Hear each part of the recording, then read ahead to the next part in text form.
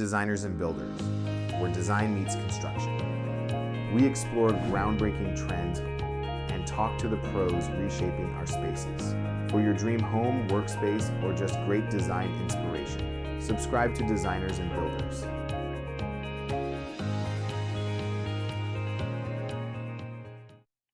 Hey, welcome to today's brand new episode of Designers and Builders. I'm your host, Alyssa Olson, and today I'd like to welcome Jake Weber from GSW Architects. How are you doing today, Jake? Doing well. Thanks for having me. Awesome. Thanks so much for being here. So, I was reading your intake form, and I wanted to call out a few things that we have in common because I'm willing to bet that our listeners are also totally on the same page. So, I saw Legos, backyard fort building, wanting to be an architect growing up, current day, wanting to find ways to get good design accessible to the masses. Absolutely love and appreciate all that. Yeah, totally. Yep. I definitely grew up playing with Legos like every kid. Lincoln Logs even, which is maybe a little more dated, but I think I had a fascination for building things before I even knew I wanted to be an architect. Yeah, I used to play Sims just to build the houses. I would play things that would usually be centered around building or, kind of experiencing spaces. So yeah, just knew from the beginning. Yeah, very cool. So, what else about the rest of your backstory? I understand your dad was doing office designs and you got into some custom furniture. Can you tell us more about that? Yeah, so I think my probably first introduction to kind of the design industry was probably from my dad, who was a salesman for office furniture. And so he would bring home big floor plans that architects had designed, big office buildings for, and would be kind of space planning offices. And at the time, like in the this would have been like cubicle centric. So, you're kind of specifying um, the cubicle spaces and maybe the conference rooms and all kinds of furniture. So I had a little bit of taste of seeing some of those floor plans and drawings from that. Um, and then he went out on his own and eventually opened a sort of an office design firm that sells the furniture but also designs all the space. And so through college, I worked for my dad as a designer and designed uh, office spaces, but also down to the sort of minutia of uh, office furniture, so like custom conference tables that were like 40 feet long, or custom credenzas, and lots of fun stuff that had more of the office sort of side of things. So I got some good design experience, but also good just work experience in terms of meeting with clients and dealing with people and their projects. So it was a good experience for me. Yeah, very cool. And do you feel like that trained you really well for being a principal at your own firm? Definitely. I think coming out of school with that kind of experience, I think gave me sort of an advantage maybe over other graduates, because I had already been kind of dealing with people, and architecture is a very people centric industry. I mean, that's sort of an intangible that I think a lot of people don't think about when they think about architecture. Most people, imagine designing buildings and things like that, but they're designed for people, and you have to work with clients who hire you to do the work. So there's sort of a salesmanship quality, I think, to architecture that definitely gave me sort of an advantage coming out of school for that. Yeah, for sure. And I will say that's something that stood out when I was looking at your firm's website is just how every project is a little different and it ranges Mhm. from high-end custom residential to owner-occupied commercial. And it seems like I just want to ask, it seems like listening is a really key component. And I'm curious how that carries throughout your design process. Yeah, I'm really glad you picked up on that, because that's, something we pride ourselves on, is that, listening to the client is really important, especially when you're designing, their dream home. And for most clients, this is like once in a lifetime opportunity to do so. And so it's very important to them. They've probably thought about it in much greater detail and much longer than we have.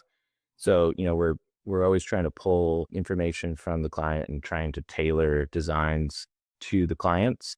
And so that inherently provides or produces a product that's unique to the client. So it's not really us forcing a kit of parts or our opinions and design styles on every project we do so that they all look similar. I think there's some sort of common language in some of them, but they're uniquely sort of fitted to each client. So I think that's a key thing about our breadth of projects, is that none of them will look exactly the same. Yeah, for sure. That also stood out to me, and also just an appreciation of the beautiful ways that you use really timeless materials. It's very thoughtful, clean, well detailed, well built. And I just have to say, I feel like I like see you in those details. It's like, I saw your work and then I read your description and I was just like, whoa, like, and I'm gonna quote you. So the way that you described your work is that materiality and subtle details that you slowly discover the longer you inhabit the space creates long-term interest and curiosity in the space, which allows it to endure the test of time. And just absolutely love that. So can you talk about more about how you find those moments to integrate those details into your work? Yeah, I think we're a very uh practical firm in terms of design, and so I think we really focus on functionality of designs up front, and and develop details throughout the project. And so I think being a full service firm that does the architecture but also interiors, we get into um, so much of the finer details of the project. We really like to think through a lot of things, from the big picture, materiality and things like that, but also the finer details of like what the baseboard or the reveal is, or how materials come together, or really trying to be innovative in how we detail things. And I think that's sort of a key component to driving innovation, is how you detail things. I think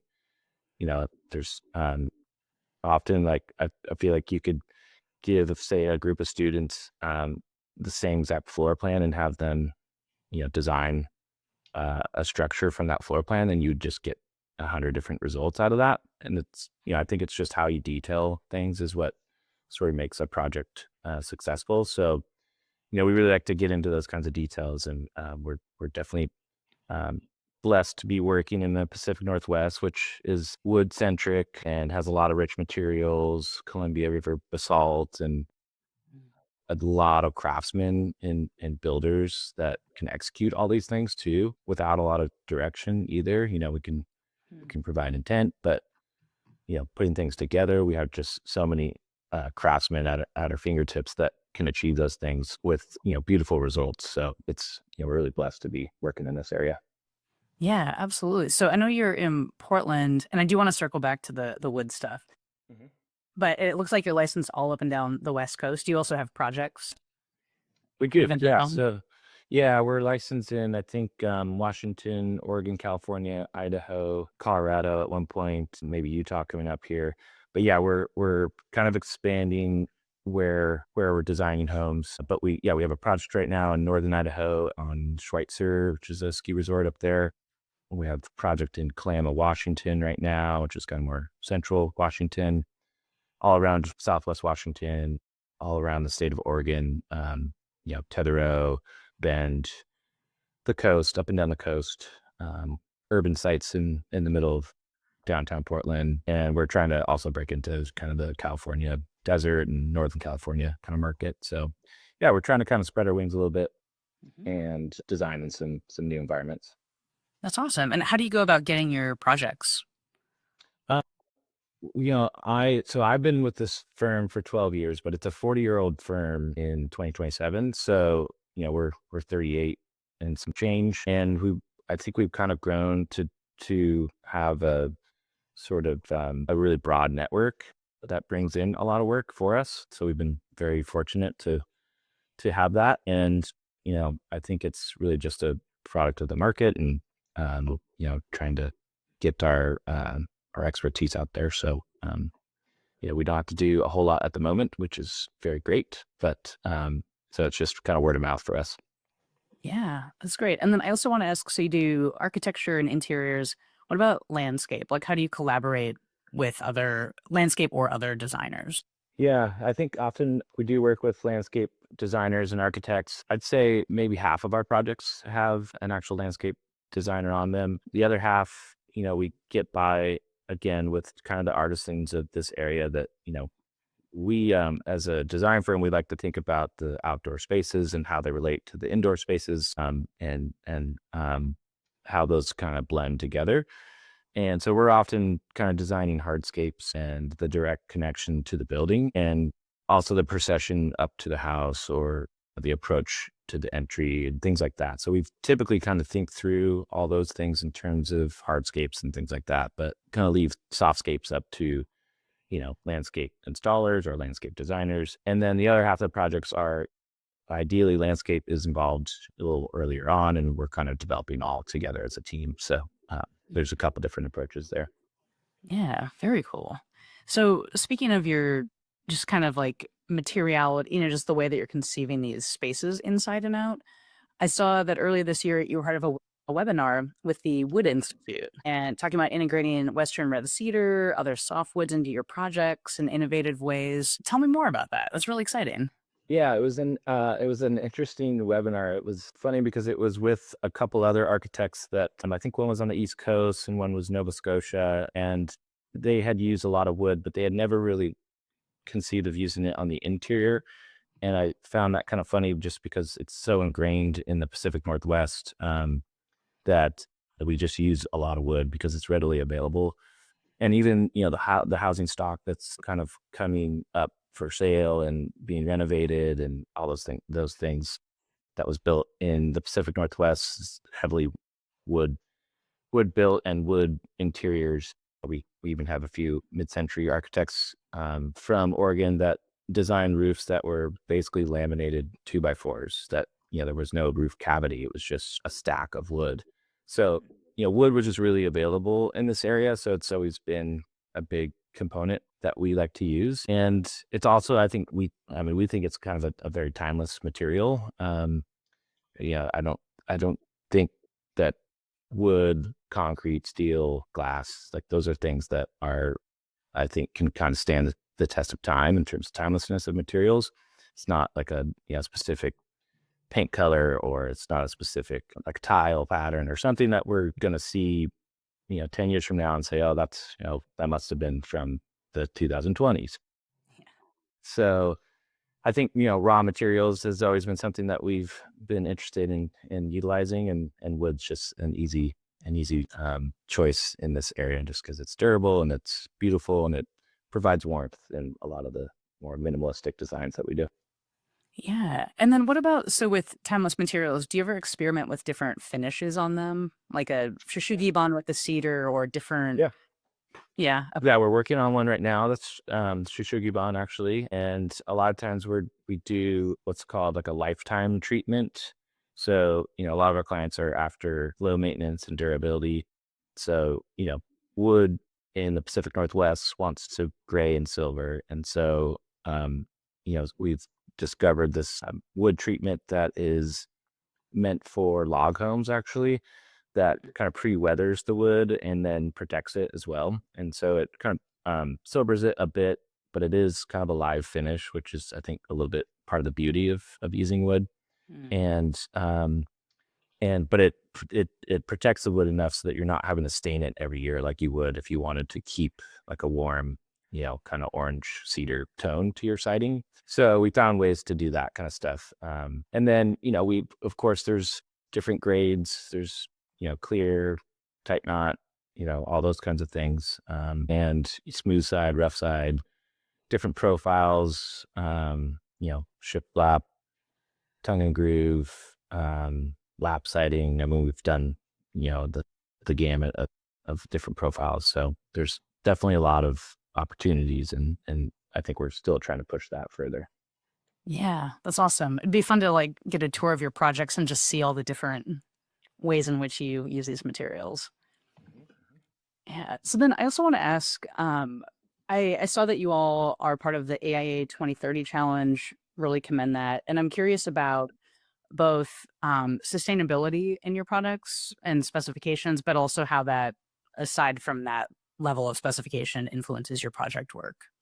Yeah, I think probably the biggest component is resiliency in our project. So a lot of our homes are heritage homes, and so they're built to last 100, 200, 300 years in some cases. So that requires intense detailing and using durable and just durable materials.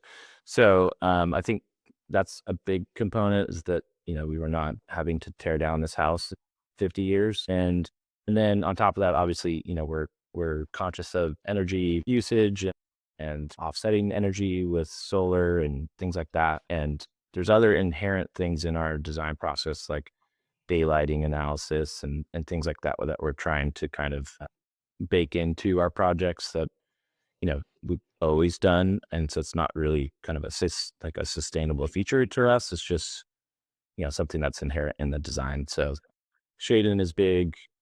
We're fortunate to work on a lot of sites that are view centric, or ocean facing, which is not great for glazing when you're facing west, things like that we have to kind of think about and plan for ways to shade those without compromising the experience.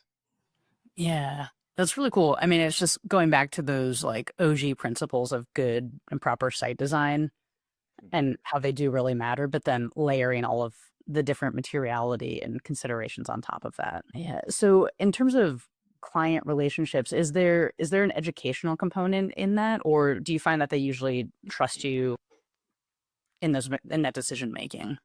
Yeah, I think it's a little bit of everything. I think we bring up things along the process. Some of it's really technical, and so they kind of just heed our advice. Some of it is, sort of propose in a way that it's doing dual duty in terms of, like, daylighting. It's providing, you know, a view that they are most concerned about, probably in some of these properties where, they bought an oceanfront property, they want to focus on the view, but we're also thinking about daylighting and shading that and comfort in the space too, so that we're not just overheating the space in the afternoon. So a lot of it is pretty easy to make a case for.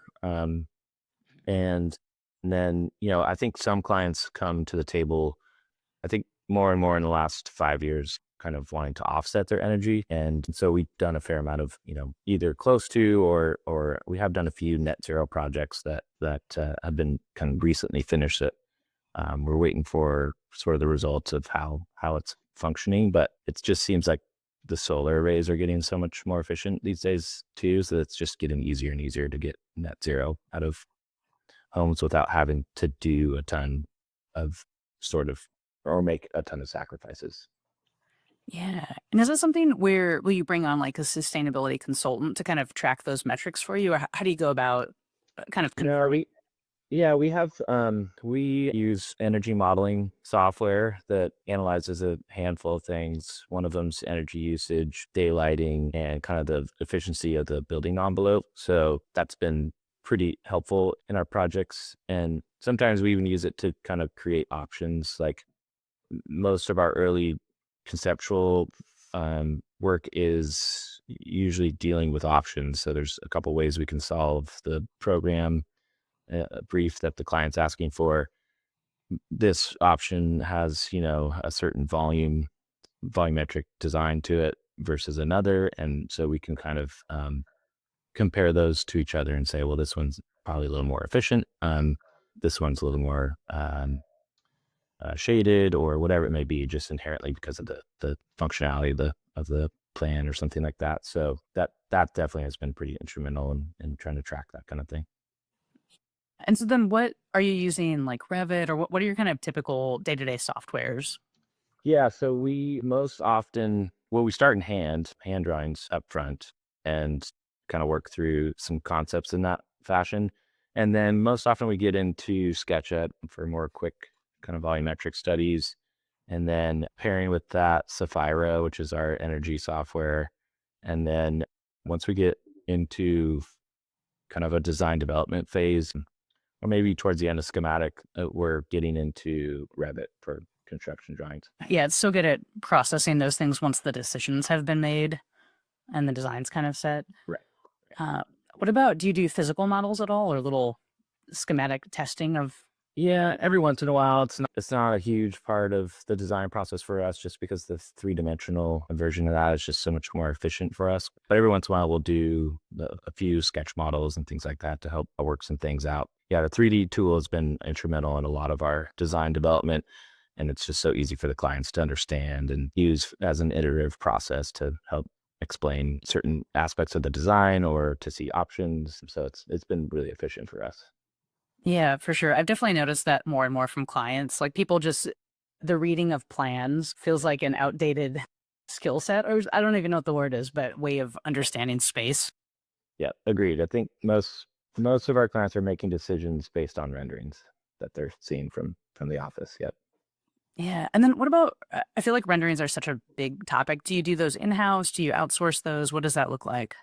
Oh, yeah, we definitely do them in house. Instrumental in the design for us. I think now that we've been doing it so regularly, I think we can't really do a project without it. Feels like anymore, because you get to see materiality and how light comes into a space and how it affects the materials and the experience. So it's definitely a design tool for us that we use throughout the entire process, from those early concept renderings through even through the construction phase of here's, especially on maybe bigger remodels, that there's maybe some unexpected things that we need to kind of solve during construction. It's a lot of times it's, oh well, we could do it this way or this way, and here's what those could potentially look like. And technology has advanced so quickly that getting realistic renderings has never been easier, and you can get there pretty quickly too. So it's also something that's pretty efficient and makes the tool just that much easier. Yeah. And I also feel like you spend so much time building the model, you might as well use it for every single possible thing you can. Right. Yeah, absolutely. Yeah. So I wanted to ask you about, in like a more, maybe let's say, impactful project or something you learned a lot of lessons from. I'm guessing this was going to be a hard veer from Revit, but you had mentioned the Myrtle mid-century house, Mhm. and it sounded like you had a lot of, to balance a lot of structural considerations, integrity of mid-century design notions. Can you talk about that project more, and some of the things that you learned and had to kind of work through on it? Yeah, I think it was most formative for me because it was probably one of the first bigger projects that I worked on in the like, since coming to the office. So this was the firm I'm with now is the only firm I've ever worked for. So, I started 12 years ago. And so I think this was maybe a couple years ago, or a couple years into my career in general in architecture. And so, I was wearing a lot of hats in terms of helping my now partner, Tim Schouten, kind of develop the design and work through the three-dimensional aspect of this project, which I think was an important facet to developing it. But it was a Van Everett Bailey designed house that was designed and built in the 50s in Portland. It's kind of sits up on a plateau overlooking Portland, so it's an incredible site. And it was an incredible piece of existing architecture that had been remodeled over the years, but kind of had a new owner that came to us that wanted to completely renovate it, but also wanted to add some bedrooms because it was technically only a single bedroom house.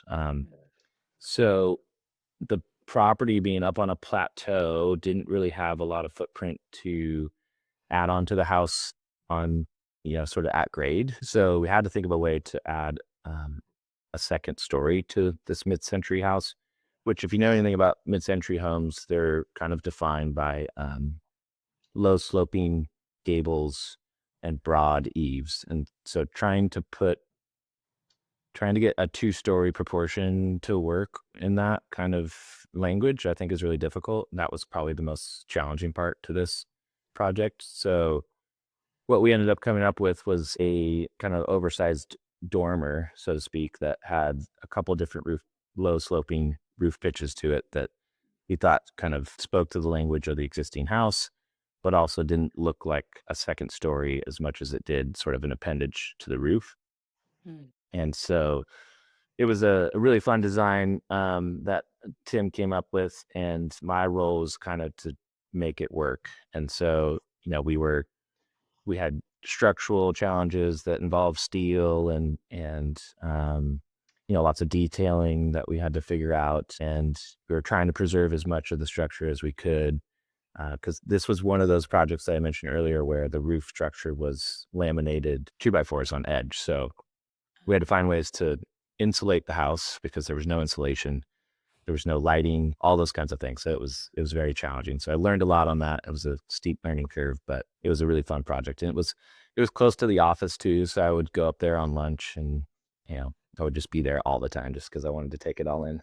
Yeah, that's awesome. Oh, and also probably just draw inspiration from it and think about your designs and all that special detailing, right? Right. Absolutely.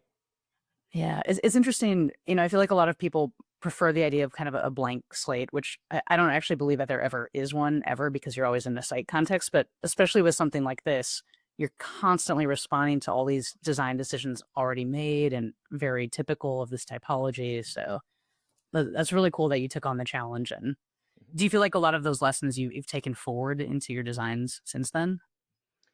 Yeah, I think so. I think really every project that we work on in the office is fueling the next one. But, I think that one definitely stuck in my mind in terms of just the learning curve of trying to think creatively about how to design, but also how to detail and how to get creative with supporting structure and things like that. So, if anything, that project kind of sort of reinforced that really anything's possible, and that you just have to kind of think creatively to solve the solutions, which is why architecture is such a fun job. Right. And that's why we get hired, right? We're creative professionals. And then I also saw just a little bit of congrats here that the project made the cover of Lux magazine. Your name was dropped. So congrats Yeah, that on. was also something that stuck with me. That was the first time I've seen my name in print, which was fun. So yeah, and it made the cover of Lux magazine, which was great. So that was, yeah, it was a fun formative project for me. Yeah, absolutely. And then I've also seen a lot more press on GSW lately. So the Forbes America's Top 200 Residential Architects list, Dwell, Architizer A Plus Awards. Y'all are getting a lot of attention. Like, that's so cool. Yeah, it's pretty fun. Yep, yep. You're definitely very blessed to be working on some great projects with some great clients. For sure. And is that something, are these people reaching out? Are you submitting to like, how has that been working? The Forbes list, they reached out to us. I guess they had sort of a methodology of how they were searching for their top 200 architects in the nation. And architecture is a new department for Forbes, so they were this is the inaugural list for that. So they had their methodology, but they reached out to us and we got shortlisted off of that. And then we're sort of invited to kind of apply with some more information and sort of a typical project for them to analyze. All the other awards are things that you apply for, that we just know through the industry. And it's a fun way of just, um, giving, the whole office credit for their hard work, and seeing how we compare in terms of innovation to the rest of the nation. So awards are definitely fun to kind of, to inspire and kind of provide gratitude to the office and to the client too. But yeah, for the most part, everything else, yeah, you're submitting for those kinds of things. Got it. Yeah. I feel like it's also good, just milestone, like kind of marking your achievement in time and then move on to the next. Like, just keep Mhm. going. Right. Yeah. Yep. And Yeah. the publications, I think, my my partner Dave, who retired a couple years ago, who founded the firm in '87, he had built such a great marketing network that he knew a lot of editors in town, and kept in touch with magazines and things like that. So I've really just kind of piggybacked off of him and Tim's efforts on that. So it's been pretty effortless. Yeah. A good advantage of a firm that's been around for a while, right? Like, you've built Yeah. all this momentum and then you got to keep driving it forward. Right. Exactly. Yeah. So you have all these good things in motion, a lot of great things going on. I'm curious if there's something you struggle with or find lacking in the industry that would help your current project capacity expand or help your business? What's missing right now? I don't know if I can pinpoint something that's missing. We're always trying to, think of innovative ways to design and to detail and things like that. And I think a lot of that comes from the willingness of the client too. And so, if anything, we're trying to branch out our clientele and branch out our environments that we're designing in to design maybe some different typologies, even so not maybe just homes. But I think we're basically just trying to kind of spread our wings a little bit and grow in terms of multi facets of typologies and environments. So just to kind of get different experiences, really. Hmm. So is that part of what you're looking for in your California work, for example, new typologies? Yeah, absolutely. Yeah, it's very different to design in the desert than it is in the Pacific Northwest, where we get 40 inches of rain every year, or vice versa. We're designing that project in Schweitzer right now, which gets a ton of snow, obviously, on the mountain. So those are all require different ways of designing and thinking. So I think that's something fun that kind of challenges our creativity. Yeah. And then what about AI in your work? Is that incorporated? A little bit, yeah. I haven't found that it's that formative, but it has quickened some processes of ours, but I think it's still a challenge and just a tool. It's not erasing any work that we have to do. It's maybe helping some, but I'm hoping it can get to a point where it's taking out some of the mundane stuff of code checking and things like that. Otherwise, the creativity is like the fun part that we're not trying to really quicken a whole lot and want more control over. So at the moment, we use a little bit for some things, but pretty much everything else is just us trying to be as creative as we can. Yeah, absolutely. Especially, I know you had mentioned that architects only design 10% of buildings, but we spend 90% of our time indoors. Mhm. And I feel like it's really up to us as humans perceiving in the world to design those environments and understand what that means day to day.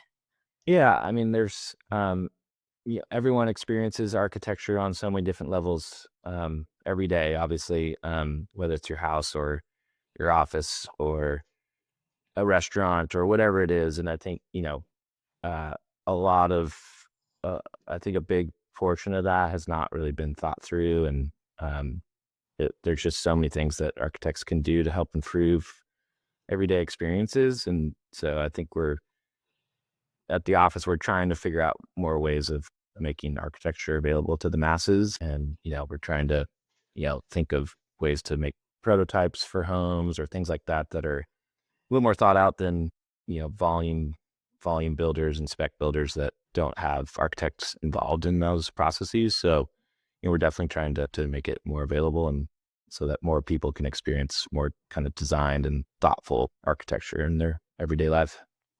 Yeah, I absolutely love that. And I'm also curious what yourself or others at your firm, what brings you design inspiration? Good question. I mean, we have a lot of great architects in the area, both current and past historic architects. So that we come from a very creative industry or creative town in the Pacific Northwest. So there's a lot of creative people that we work with on a daily basis. Nike and Adidas are here, and we have lots of engineers and Intel, and there's a lot of artists here. So there's definitely a lot to be inspired by just the craftsmen that are here. But I think a lot of us are also very inspired by nature. Just the beauty of Pacific Northwest is uh one of the main reasons a lot of us live here. You're an hour away from the mountain, but you're also an hour away from the beach and the coast. Um, and we have high plain deserts and everything in between. So it's just a beautiful place to live and be able to design in. So a lot of inspiration comes from nature as well. Incredible. Yeah, that's part of the price you pay to live there, right? You have all those amenities right around you. Yep. We're very big on life work balance for sure. Yeah. Excellent. Yeah, that's the way to go. So I'm curious, given your accolades, your accomplishments, same with your firm, what advice would you have for others or for a younger version of Jake? I think what helped me excel coming out of school probably was just being curious. You know, I think I mentioned before on the call that my architecture is really my life. It's also my hobby and what I like to do when I get home and I have free time. So I'm just very sort of enthralled in it. And so getting experiences like outside of the office, I think has been informative for my career of, you know, just seeking out other architectural, or it doesn't even have to be architectural, other artists or things like that. I think just being curious is like a key component to be an architect. Architects are sort of the last kind of dying breed of a generalist. I mean, kind of have to know a little bit about everything and maybe not be an expert in one thing, but you kind of have to be able to, for designing a winery, you need to know how that process works. Or if you're designing a home, you need to know about how things go together, how people like to, move through homes and how that needs to function. You need to know boring stuff about HVAC and insulation types, and you need to know how to waterproof things like that. So it's, I think there's just a curiosity that I think is inherent in the industry that I think that's something that definitely helped me thrive. For sure. Well, appreciate that. And thank you so much, Jake, for sharing your insights, your expertise with the designers and builders community. How can people best connect with you? You could find us on the website, gswarchitects.net, and there's lots of contact info on there. We have Instagram as well. I think we're GSW_architects, and it's a couple other social media platforms but those will guide you there. All right. Sounds great. Well, thank you so much. So lovely to have you on the show. Appreciate your time and have a great rest of your day. All right, thanks, Alyssa. Appreciate it.